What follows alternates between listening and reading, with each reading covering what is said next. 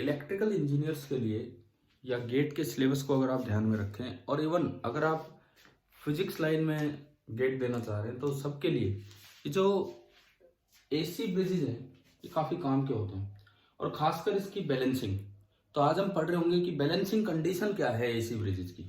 AC bridge क्या होते हैं? एक ऐसा network of elements R L C there may be something, उनका इम्पिडेंस कैसे लिखते हैं हमने लास्ट टाइम सीखा था।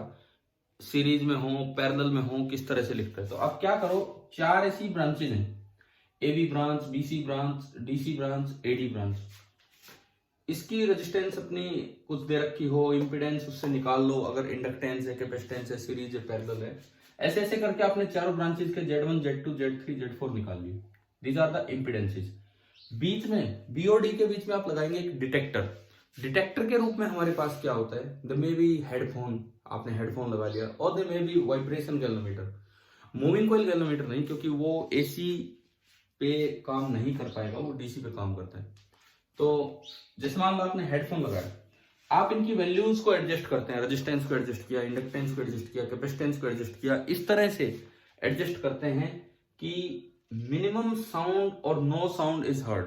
डिटेक्टर के क्रॉस हेडफोन आपने लगाया, मिनिमम या कोई साउंड आपको ना मिले, तो ये आपकी बैलेंसिंग होती है। तो सबसे पहले तो मैं आपको ये बता दूं कि डिटेक्टर के रूप में हम जो यूज करेंगे, the may be a pair of headphones,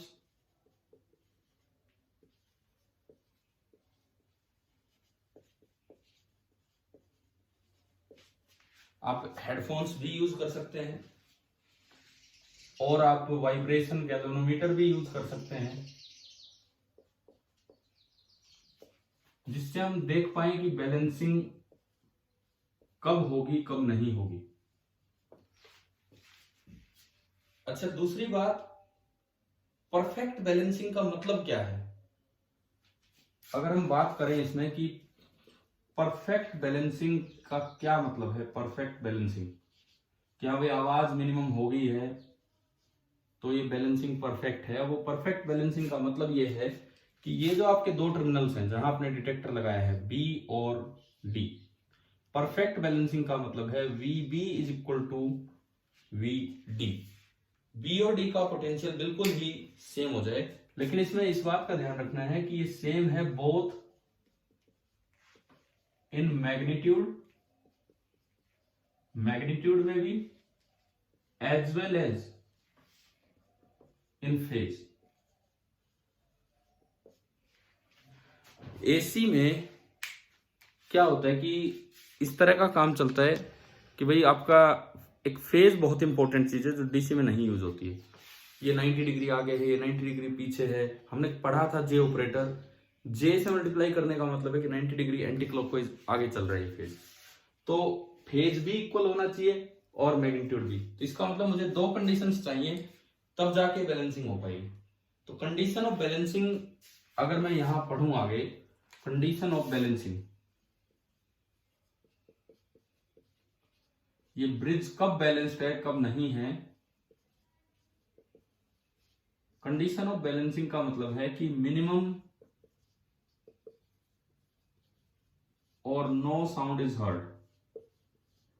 आपने हेडफोन लगाए हैं, वहां पे आपको ये कंडीशन नहीं है, तो मैं बैलेंसिंग का मतलब बता रहा हूं क्या है कि मिनिमम या कोई साउंड आपको नहीं सुनाई दी है। अब कंडीशन क्या होती है वो सुनो। जिस वक्त ऐसा होगा उस वक्त आमने सामने का प्रोडक्ट इक्वल होगा, Z1 इंटू Z4। एक जनरल कंडीशन है, ये आपकी डीसी में व्हीटस्टोन ब्रिज पे भी लागू होती है। जनरल कंडीशन है Z1 into Z4 is equal to Z2 into Z3। मैंने व्हीटस्टोन ब्रिज का नाम इसलिए लिया क्योंकि वो ब्रिज वो है जो बच्चे 12th क्लास में भी पढ़ के आते हैं। तो यहाँ तो हम और भी देख रहे होंगे क्या है क्या नहीं है, लेकिन वही कंडीशन जो उसमें निकली थी वही है, Z1 इंटू Z4। आप इसको ऐसे भी लिख सकते हैं रेशियो की टर्म्स में, Z1 by Z2 that is equal to Z3 by Z4। लेकिन अल्टीमेटली आपको सोल्व करने के लिए प्रोडक्ट ही करना पड़ेगा, और ये आपकी बैलेंसिंग कंडीशन होती है जो किसी भी एसी ब्रिज के लिए यूज होगी। अच्छा, बात यह है कि इक्वेशन तो एक है लेकिन कंडीशंस तो यहाँ दो है, एक मैग्नीट्यूड और एक फेज। तो दो कंडीशंस कैसे आती हैं एक इक्वेशन से दो कंडीशंस कैसे आएंगी, Z1 into Z2 is equal to Z3 into Z4। अब ये जो Z है ये कॉम्प्लेक्स क्वांटिटी है, इसमें कुछ रियल पार्ट भी होगा, कुछ इमेजिनरी पार्ट भी होगा।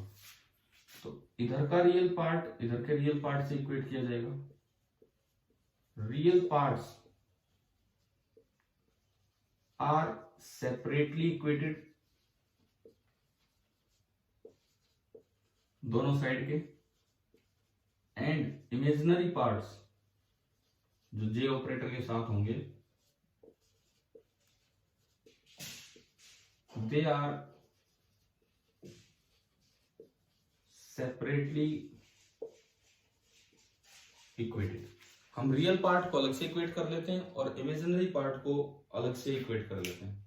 अब इसका मतलब यह है कि यहां से आपको दो इक्वेशंस मिलेगी, यहां से आपको दो इक्वेशंस मिलेगी, तो मुझे दो ही चाहिए थी। एसी ब्रिज में परफेक्ट बैलेंसिंग का मतलब है कि मैग्नीट्यूड भी वोल्टेज बी और डी का सेम हो और फेज भी क्या हो, दोनों का सेम है। मतलब जिस समय बी का फेज ओमेगा टी लाइन से या रेफरेंस लाइन से 30 डिग्री आगे हो तो इसका फेज भी 30 डिग्री आगे होना चाहिए।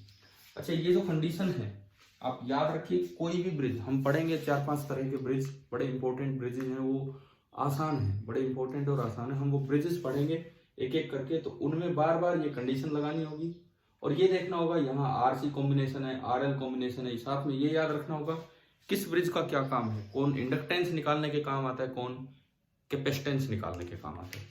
और अक्सर ये जो कंडीशंस होती हैं ये इस ओमेगा से इंडिपेंडेंट होती हैं, ये जो निकल के आएंगी ना वैल्यू, ये इस ओमेगा से इंडिपेंडेंट होती है। ओमेगा क्या चीज है, इस सोर्स की ड्राइविंग फ्रीक्वेंसी, एंगुलर फ्रीक्वेंसी, जिसपे कि कैपेसिटेंस या इंडक्टेंस का इम्पीडेंस या जो हम एक्स लिखते हैं रिएक्टेंस, वो डिपेंड करेगा।